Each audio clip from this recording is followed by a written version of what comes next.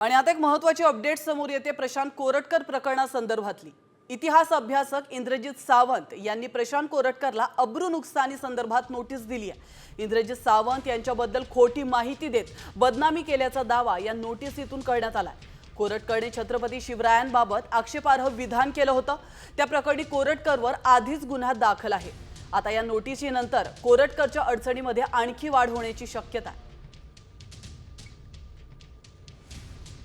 आणि आता एक महत्त्वाची अपडेट समोर येते प्रशांत कोरटकर प्रकरणासंदर्भातली।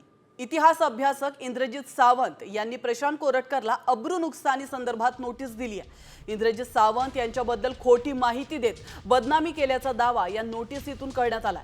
कोरटकरने छत्रपती शिवरायांबाबत आक्षेपार्ह विधान केलं होतं। त्या प्रकरणी कोरटकरवर आधीच गुन्हा दाखल आहे।